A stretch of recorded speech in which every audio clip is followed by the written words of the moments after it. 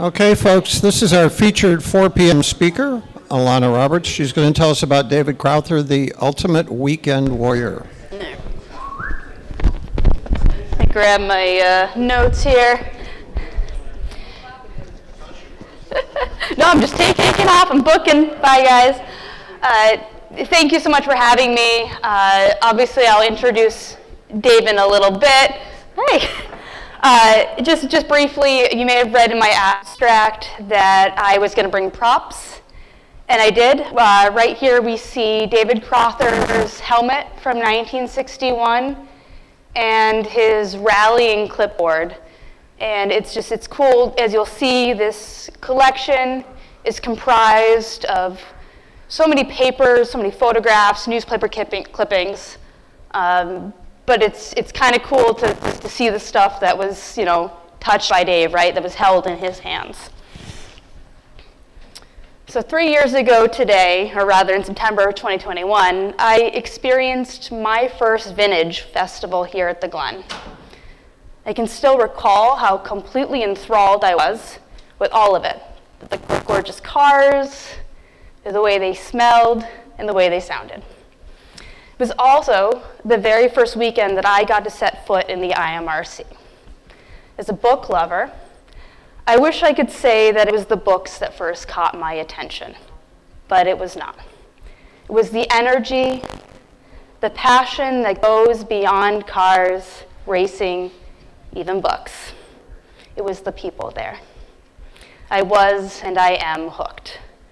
We are so lucky that a place like the IMRRC exists and helps, along with the Society of Automobile Historians, host amazing events like the one we are at today. Last year, I attended as a mere guest, an auditor, and I left with the thought that maybe, hey, I could do that too. I am not a professional historian, just someone with a love and an appreciation for motorsport.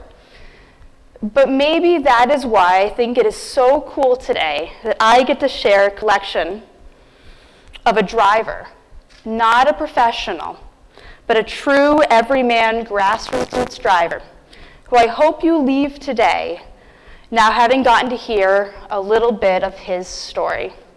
David Crowther, the ultimate weekend warrior.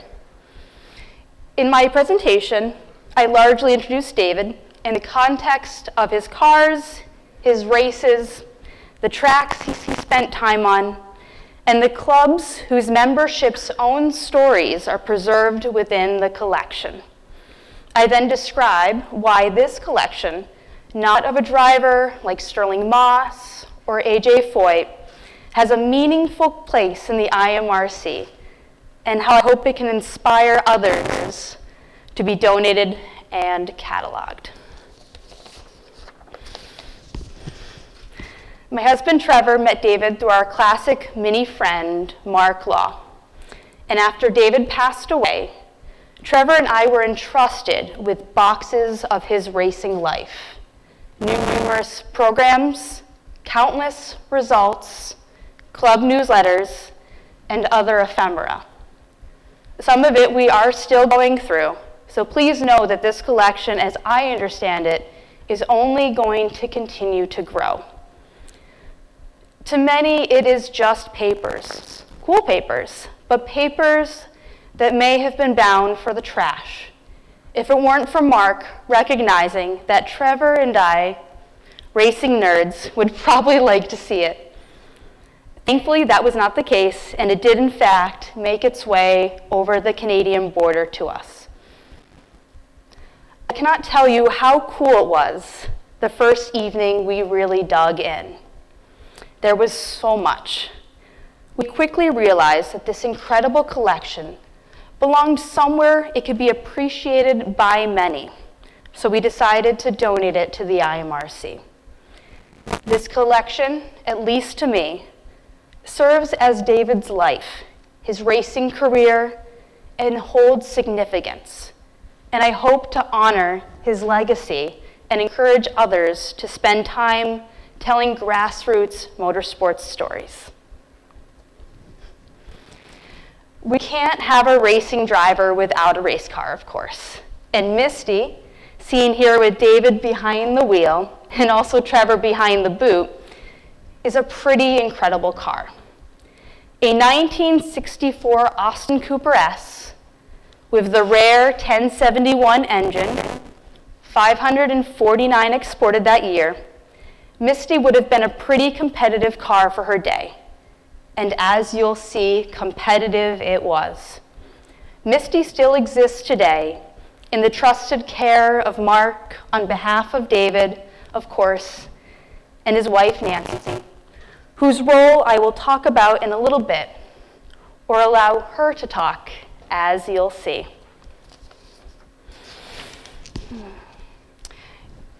David was not a professional driver, but he approached motorsports with passion and dedication. Here we see him taking the flag in a meet at Harewood as a novice.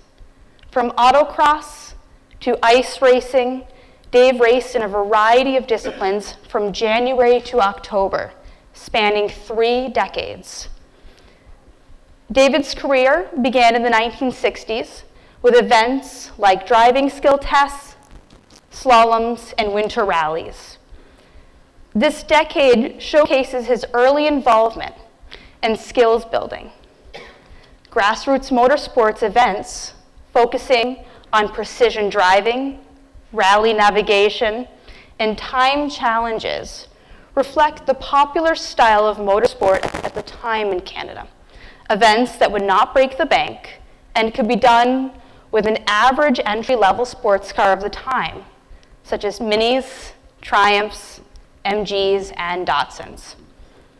The 1970s show a transition into more competitive slalom and solo events, as well as continued participation in rallies. Slalom racing involved navigating a course of cones, while solo events were timed runs on closed circuits, kind of a precursor to autocross as we now know it. This period also marks the most prolific period of racing for David, with the greatest number of entries. In the 1980s, David took his racing to a new area, focusing heavily on ice racing, which became one of his specialties, and where I can attest to his competitiveness as we have a box of his trophies at home. I am still trying to collect more information from this period of his racing life, but when doing a beginning dive into him on social media, this was the period where drivers still around remember Dave from. It's a sad reality that we are losing drivers like Dave every day, but their collections allow their memories to live on. One of the highlights of diving into David's collection was his proclivity for keeping everything, or what felt like everything. Here we see his provisional racing license from a driver's school he attended in 1968, along with a write-up of the event and a list of fellow drivers. It not only gives us a perspective on grassroots racing education, but also the variety of cars and drivers that took part. Over the past year, I have spent time at the IMRRC as one of the selling points I made to Duke and Mark when donating this collection was that I would also be the one to catalog it. It was difficult picking through 4 or 5 archive boxes of materials to pick the things that I think Dave would want seen. But I felt that it was important to highlight the materials that show not only his prowess and passion, but also the community that he was a part of the grassroots racing scene in Canada in the 60s through the 80s.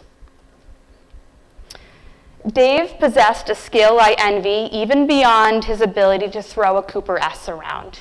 He was meticulous. The next few slides are scans from his photo albums, generously loaned to me for this presentation by Nancy Crowther. In these albums, beside each image, Dave also cataloged his results from that particular race. And again, we can see the variety of cars that took part. Dave was very proud of his results in his racing career. Throughout his collection are not only meticulous notes about his results and points for the season, but also news clippings featuring him and his fellow drivers.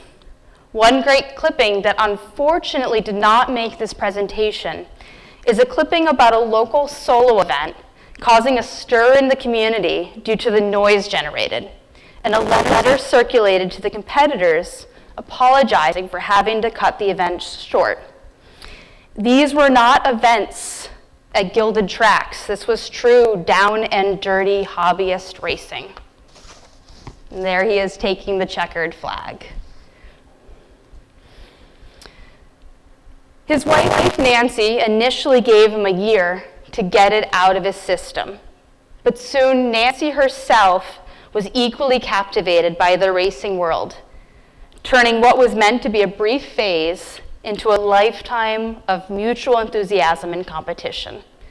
Mark had told us stories about Dave, and I knew his wife, Nancy, is still alive. But up until recently, I had not had the honor of meeting her.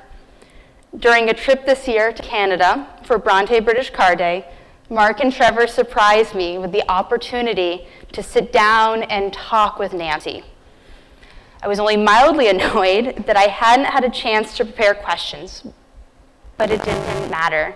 Nancy knew Dave, and Nancy was there for his passion in more ways than one. Instead of trying to sum up Nancy's role, I'd instead like to play a clip from my time spent with her.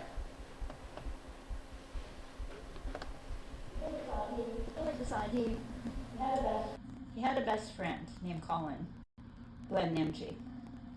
And Colin had a very terrific father. Colin's father was born in England. And he was just a factory worker, like Colin's father. Dave's father was like a manager. He was higher up.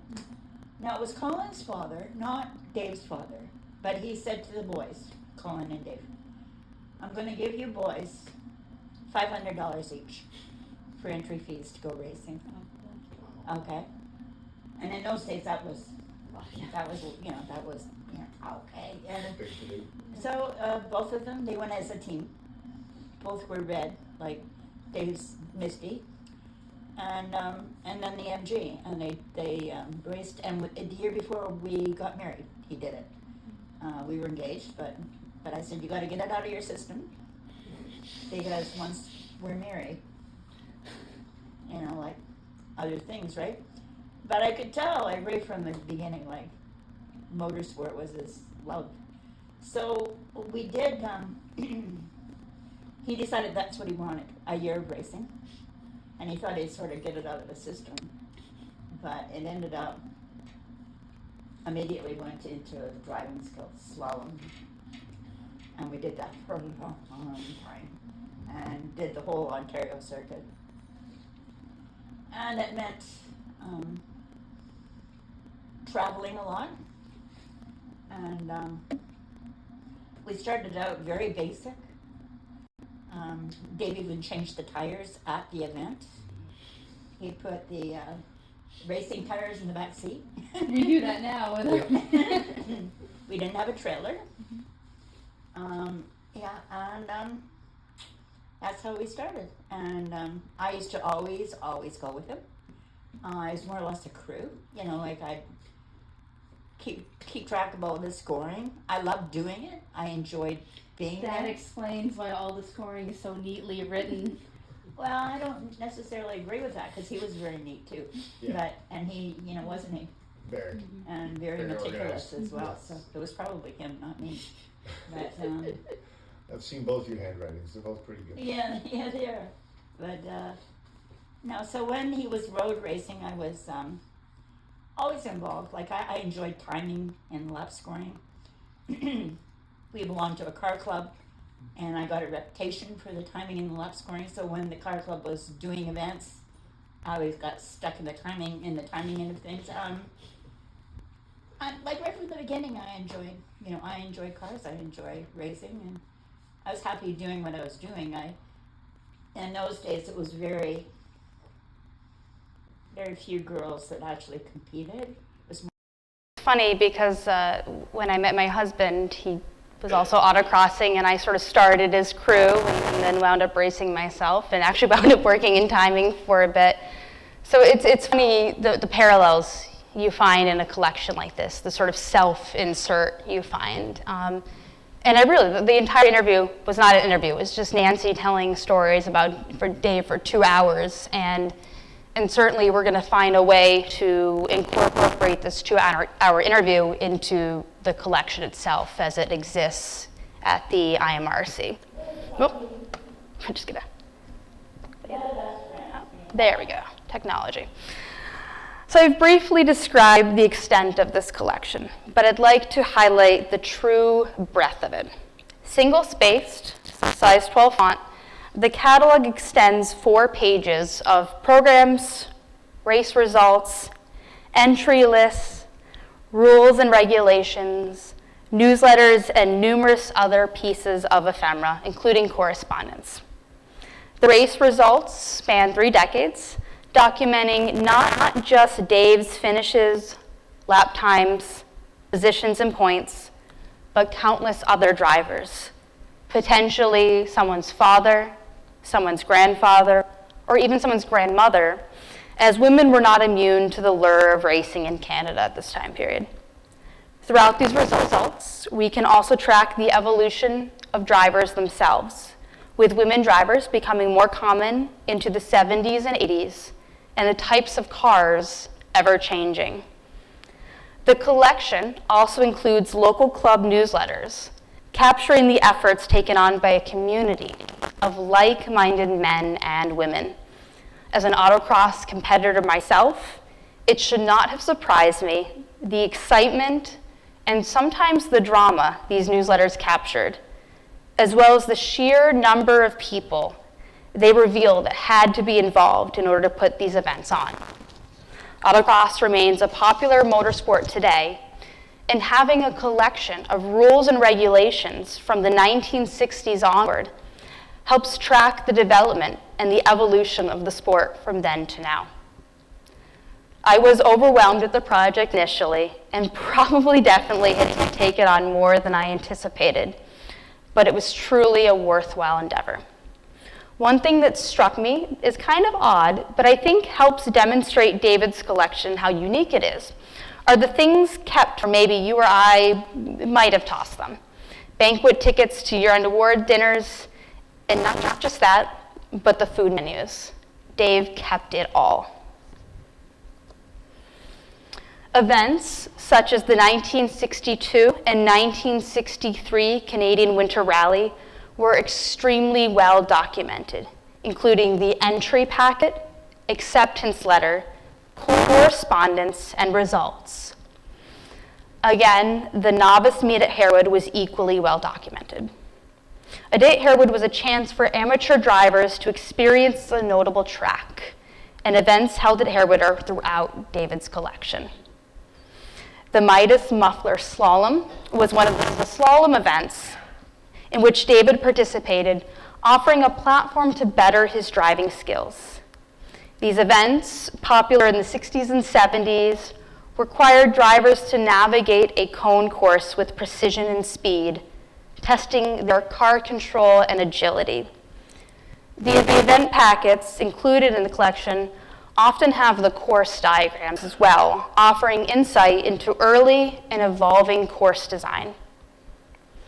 Hosted by the British Automobile Racing Club of Toronto, the driving skill test was a vital part of early motorsport development in Canada. Events like these were instrumental for grassroots racers, providing a controlled environment to enhance driving skills and earn recognition in the community. Ice racing, particularly through the British Empire Motorsports ice sprints, became a significant aspect of Dave's racing portfolio in the 1980s. Ice sprints involved navigating a course on a frozen surface, which required advanced handling skills and quick reflexes. Nimble British cars, like Dave's ice racing Mini, a 1962 Cooper named Minerva, were adept at ice racing. And the standout track. Mossport, now known as Canadian Tire Motorsport Park, is a renowned motorsport venue located in Ontario, approximately 75 kilometers east of Toronto. The circuit was the second purpose-built road race course in Canada and was designed and built in the late 1950s. We mentioned Harewood. Harewood Acres was a popular motorsport venue, also in Ontario. Originally an airfield during World War II, it was later converted into a racetrack and became a central hub for racing events in Ontario from the 1950s through the 1970s. Oh, actually, briefly. Sorry. Green Acres was a motorsport circuit located near Port Albert in Ontario, and it was active from 58 to 62. The track hosted various sports car events, attracting numerous enthusiasts and competitors during its operational years. Unfortunately, it ceased operations in 1962, unable to survive for a longer period of time. In Waterford Hills, to my knowledge, Dave's only foray into racing in the States near Detroit. Established in 1958 on the grounds of the Oakland County Sportsman's Club, it stands as one of the oldest racetracks in the United States and the sole road racing course in Southeast Michigan. Dave was invited to compete in an event hosted by a local Corvette club, hoping to expand their horizon. He came along with 9 other Mini drivers for an event held in May of 1964. I don't yet have the results for this particular event, but as I was told, the mighty Minis held their own against the larger and more outright powerful Corvettes. And in true hometown legend fashion, sometimes the story, I think, is more important than the facts. Before World War II, there was little in the way of organized auto racing in Ontario. There were stock car races and some dirt track racing as well as motorcycle races. Organizations like CASC, the Canadian Automobile Sport Club, changed that in the 1950s. In 1967, CASC was recognized by the FIA as the governing body of motorsport in Canada. This affiliation allowed CASC to sanction major events, including the Canadian Grand Prix, and to collaborate with other sanctioning bodies, such as the SCCA in America. Today, CASC is an association of over 30 member clubs within Ontario, sanctioning events, licensing competitors, setting safety standards, and handling administrative matters. The British Automobile Racing Club, Ontario, BARC, established in 1959 by motorsport enthusiasts in the Toronto area, is a volunteer-driven organization still around today, dedicated to organizing and participating in motorsport activities across Ontario. The London Automobile Sport Club, LASK, based in London, Ontario, is a sports car racing club affiliated with CASC. Established in 1958, LASK remains a hub for motorsport enthusiasts in the region, organizing and participating in various racing events. And finally, we have the British Empire Motor Club, BEMC, established in 1928 in Toronto. It's one of Canada's oldest and most influential motorsport organizations. Initially focusing on promoting British motorcycles, the club expanded its scope over the decades to include various forms of motorsport. In 1939, BEMC began accepting car enthusiasts as full members. And the club's first combined motorcycle and car event took place in 1950 at an old airport, and this event marked the beginning of their involvement in auto racing. Now, I would be remiss if I did not mention that Dave, in fact, made several pilgrimages to the Glen like many racing fans.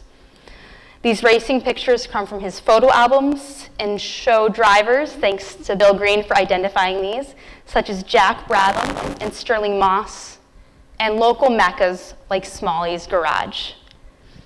I was initially unaware of David's travels to the Glen until I was generously loaned some of his photo albums.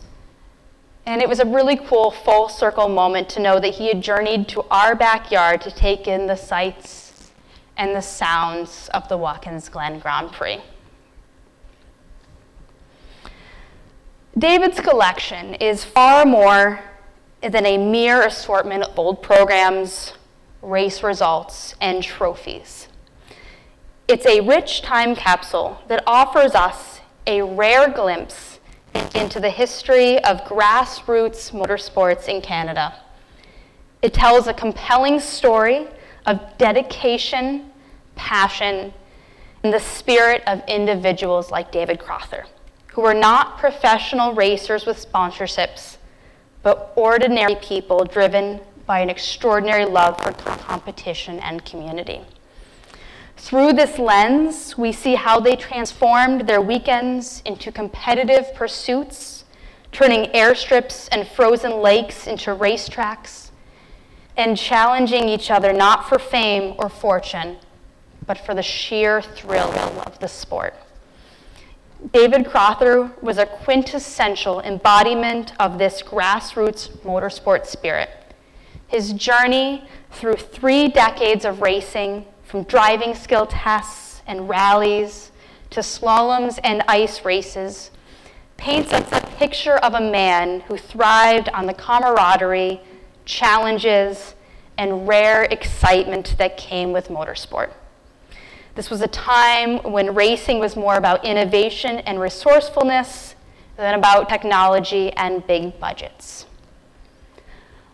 By preserving David's legacy through this collection, we do more than honor a single racer.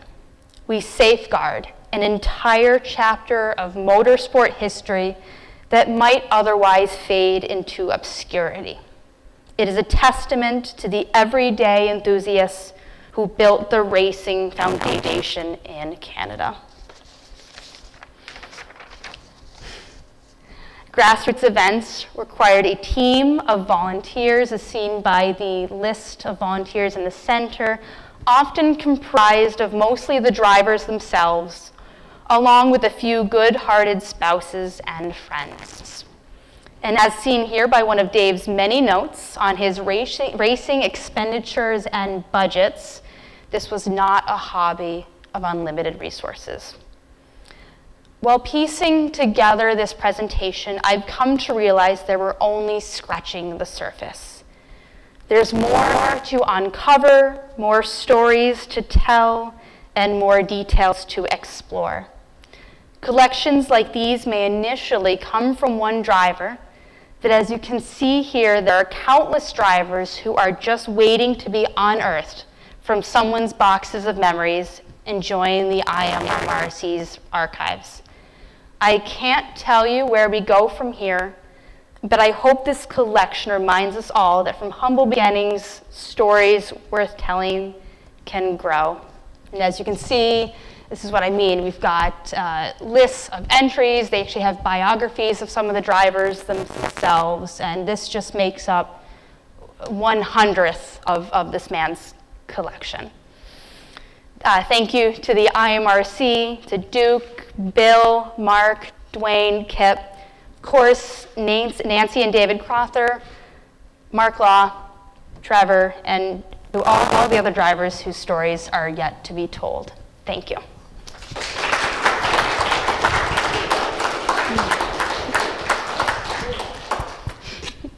Thanks, Lana. That was fascinating, and as you point out, this is one story of one man, and goodness knows how many more are out there. Yeah.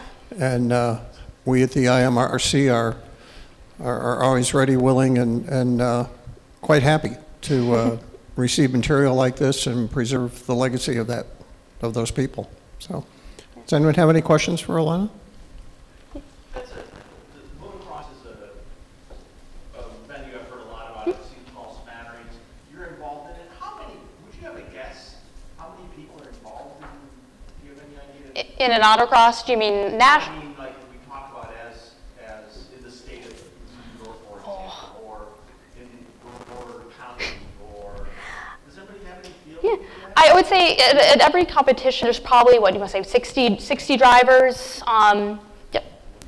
I can tag in on that. We generally in the Finger Lakes region have anywhere from a really slow weekend of about 85 drivers upwards of, when we do the national tour here, several hundred. We have Salina, Kansas. I mean, it's a pervasive Yeah. motorsport. It's a great way to get involved from every level. You know, drive what you brought, automatic. I personally stalled every single start my first event, and I kept coming back with a smile on my face, not just because of the event itself, but the people involved. To kind of shift to Alana's last slide here too, it's that one picture on the left side of the screen is a very, very special picture for the fact that that was David's garage. He spent hours out there just sitting there, reading, drinking, doing whatever, enjoying his cars, even when he wasn't able to drive them anymore. And kind of one of those blessing moments, he passed away in the chair in the back of that photo in that very garage. Looking at his cars. With a beer in his hand, Yep. with a nurse by his side, Yep. and that was his last warm, fuzzy memory about auto racing. Yeah. No, this is truly a collection that has come to not only, I think, embody Dave, but so many of the other stories. And I was worried I was going to get teary-eyed on the last slide. And thanks, Trevor. You kind of did it. But no, this is a really cool collection. And just thank you so much for letting me share it with you all. Alana, I probably missed this, and I apologize. How did you become interested in this one particular gentleman? So my husband and I, Trevor, met because of our Mini Coopers, and so we have a large group of friends, right? Mini drivers tend to find other Mini drivers. It's a small community. And our friend Mark Law was good friends with Dave, in fact, kind of like a son. Dave never had kids. And so when Dave passed away, Mark is not at all a paper guy and was kind of threatening to throw this collection into the trash. And we put our foot down and said, absolutely not. Please let us hoard it. I don't know what's going to happen with it. But pretty much instantly, the first time I started looking through the collection, I knew it belonged at the IMRRC. That's great. Well, thank you for your interest. Thanks for preserving it. It's terrific. Anyone else? No? Okay. All right, we got one from the internet here. Terry Johnson writes, a question for Alana, but also for the historians at the IMRRC. Do you have any suggestions for the preservation of old documents, programs, photos, etc., archival materials used? Yeah, so I actually, if it's at all possible, I might punt this to Joe as our new archivist here at the IMRRC. Welcome, Joe, because I think that would be really important, right? People want to know how they can preserve their dad's, their grandfather's collections. Thank you, Alana. First of all, I would say if you're interested in donating things, please reach out to us and let us know what you have. You can contact us. Our information's online. That would be the best course of action, I would suggest, because when you donate it to an organization like ours, it becomes public and we can make it accessible to other researchers. If you're just interested in caring for things at your house, I mean, try to keep them out of the basement, out of the attic, out of the garage. Keep them in your house so that the temperature is kind of, not erratic and not super humid and not super dry. Archival materials are expensive, but if you really want to preserve things, you can look around for acid-free archival quality materials are available online through a number of vendors. Thanks, Joe.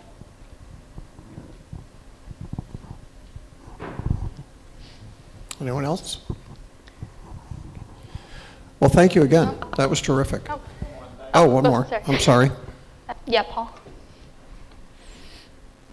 And I will say just briefly, it's really cool, again, from coming here last year as a spectator and getting to be involved. I'm just very grateful. Yes, Paul? Not just a question, but just a note of gratitude to you and your husband for accepting that material, and then for cataloging it and then donating it. As an historian, the work that people like you guys do is absolutely essential, because otherwise it gets thrown out. And plus, I'm a Canadian, and Oh, this, so this great. is this really hits home. So thank you really very much appreciate for it. a wonderful Yeah, time. we're lucky to live so close, so thank you very much. Good? Okay, All right, thank you again. Thank you. Wonderful.